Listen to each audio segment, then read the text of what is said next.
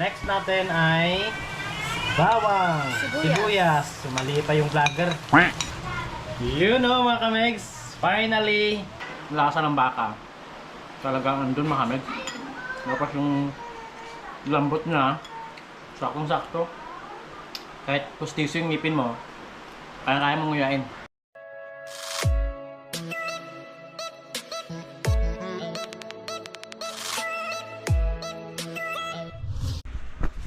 Yo, good morning mga kamegs! What's up? Ayan, si Daddy. Si Daddy. Ay, Mami. Nasa CR si Modra. So, yung mga pala mga kamegs, bakit ako nandito? Kasi meron ipapablog si Modra, no? Meron kasi siyang lulutuin na gusto niyang i-vlog ko. So, ipapakita ko lang ito. Mga laman loob ng baka mga kamegs. Ayan. Binili nila kahapon. Pirang kilo ba yan? 2 kilos. Pirabi ng kilo kaya? 150. Sa suki niya, oh. Ayun. Suki na ano po. So, ayun mga kamegs, nakita niyo yung laman loob ng baka. So, ang gagawin ni Modra ay... Ano ba tawag sa luto mo, Modra? Anong tawag sa luto mo? Secret! Hindi niya rin alam. Hindi niya rin alam kung ano tawag sa luto niya. Pero meron na siyang luto, meron na siyang version na luto nun. So, kaya excited kami nila Aiko tsaka ni Nikki kasi sila bumili nito eh. Excited kaming kumain ng luto ni Modra. Gising ko na mamagapi ang aking mga mata. Tananghali na nga. So, ayun mga kamegs. Lalagay na sa pressure cooker. At sisindihan. Maghihintay muna tayo ng mga ilang minutes hanggang sa lumambot yung laman loob ng baka. So, pagkatapos niyan, siyempre magtutulong tayo sa paghiwa kasi para hindi naman nakakahiya pag kumain tayo, di ba? Ng luto ni Modra. Alright. So, ayan mga kamegs, after how many years, lumambot na rin yung baka ni Modra. Ayan o. Ayan na siya mga kamegs, 2 kilo, parang konti. Hey. Tapos, ito nga pala mga kamegs yung sangkap na gagamitin ni Modra. Anong tawag kaya, Modra? Kalawag. Kalawag. Tapos, pakita natin yung mga sangkap para at least kung gusto nyong gayahin, may idea kayo mga kamegs. May siyang pamintang durog, ahos, sibuyas, beef cubes, magic syrup, tsaka ito, luya, at syempre yung ating sili. Ito, hindi kasama ito mga kamegs ha. Mayroon kaming pagkagamitan yan.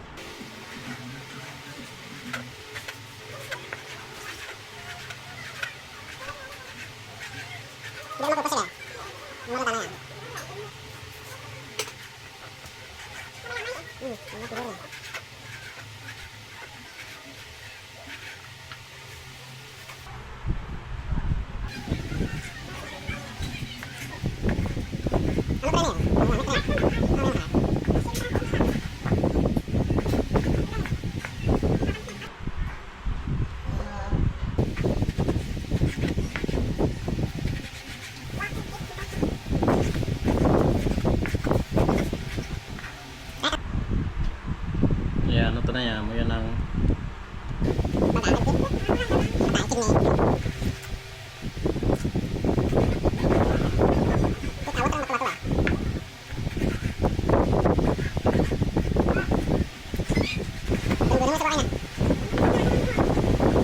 tayo sa amoy ang baga.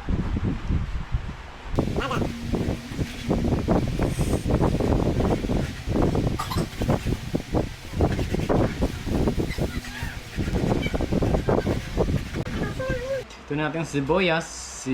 Siyempre kailangan marami tayong sangkap mga kamegs. Huwag natin tipidin sa ingredients kasi yun yung papasarap ng ating niluluto. Ayan. Pinuho niya. Pinuhin.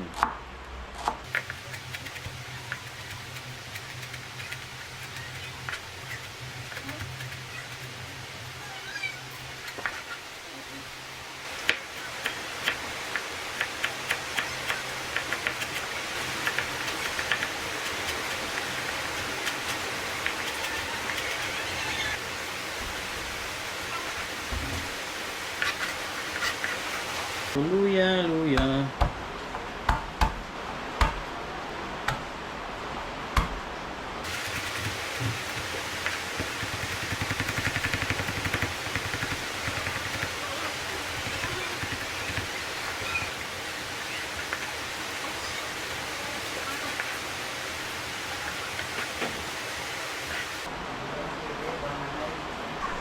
So, ayun mga kamex. Ito na yung ating, ito na yung ni Modran eh. Ano to? Kalawag? Kalawag ba tawag nito? Tapos, kung nakapansin nyo, meron tayong blender at ating itong i-blender.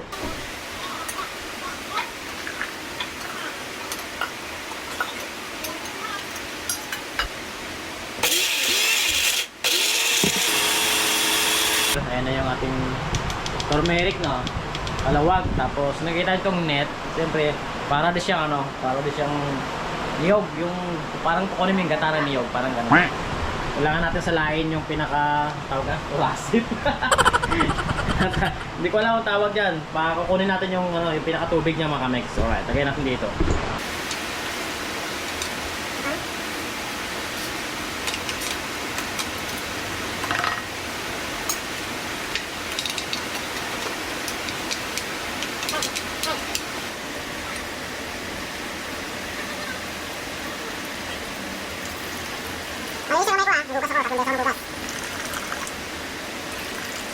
Ito na yung kanyang kinalabasan. So, ito na yung gagawin ni Modra. So, tapos na ako. Tawagin ko na si Modra para makapag-start na siya.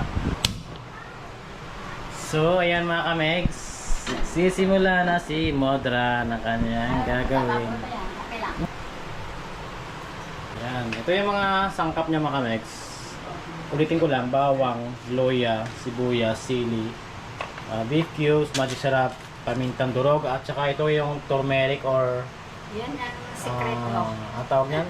Yellow Ginger. yellow ginger. Sorry. Tagal kong nag-isip loading.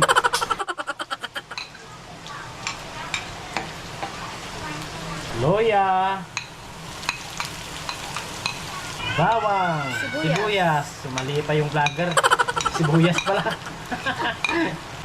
At syempre yung ating laman loob mga kamegs. Ayan na. Ayan. Thank you nga pala sa nag-sponsor kay Nikki tsaka si Aiko. Thank you. Tsaka kay Modra. So ayun mga kamegs. Ayan na yung ginisa ni Modra na laman loob. At ilalagay na niya ang dapat ilagay. Ayan. Beef cubes. Ayan. Tapos ayun mga kamegs, walang cut yan mga kamegs. Hindi namin tinago yung mga ingredients na ginagamit ni Modra para maging masarap yung kanyang niluluto. Nakikita nyo, di ba? Kung hindi kayo mahilig sa na iodized salt.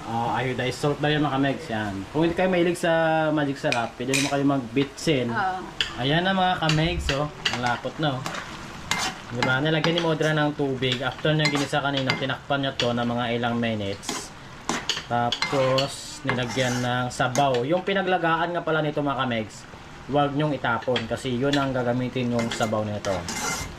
Tapos syempre ito yung pinaka exciting sa lahat mga kamegs. Ayan. Yung tipong umuusok-usok yung ilong mo pag kumain ganyan. Kasi abang masarap, abang manghang, lalong sumasarap. Ayan. Oh, sarap na tingnan mga kamegs.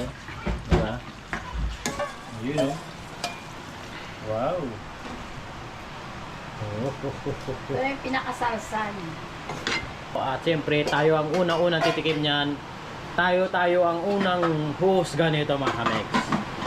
Hindi natin pwede palampasin to. You know mga kamegs, finally, luto na ba yan Modra? Ito na. Ayun. Pero ano lang sabi ni Modra mga kamegs, parang nakulang daw ata sa turmeric. Ayun.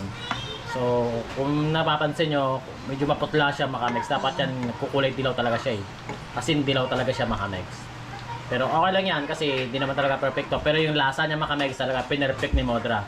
So, pwede namang tikman to Modra? Yes, pwede. Yan. Ito, ikaw na magtikman. Hindi, lagay ko na dito sa akin.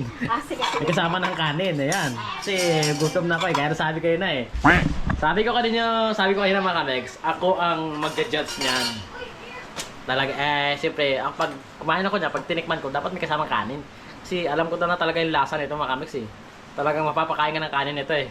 So yun, unang subo para sa inyo mga kamegs. Alright.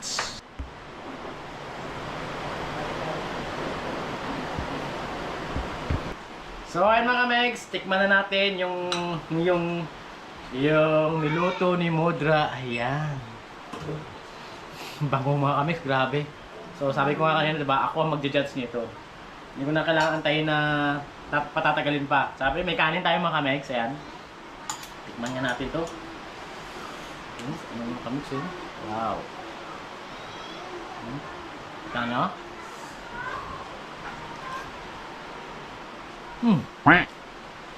Diba? Sarap. Sarap pa nga. Hindi ako makamove on. Tapos yung lasa ng baka, talagang andun mahamig. Tapos yung lambot niya, saktong-sakto. Kahit pustiso yung ngipin mo, kaya mong nguyain. Oh, ito pangalawang subo na eh. Nakalimutan ko pala no, unang subo para sa inyo dapat yun. Ito, pangalawa sa akin na to.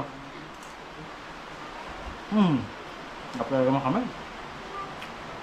Talagang matatakam kayo. Ito pa. Tapos lagyan natin ng sabaw. Ano yun?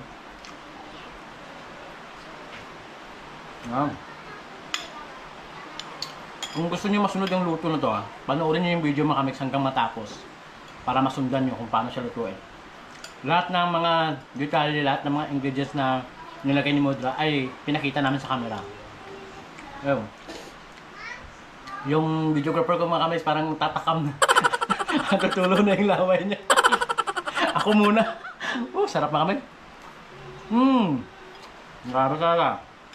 Napaparami ka sa kain. Kung diet ka, huwag mo nang subukan lutuin do.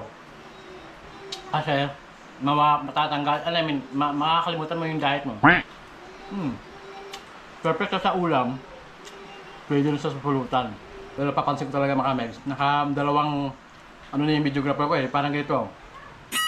Parang ganyan, parang, ang tawag dyan yung laway na nilulunok na niya, parang gusto na niya kumain.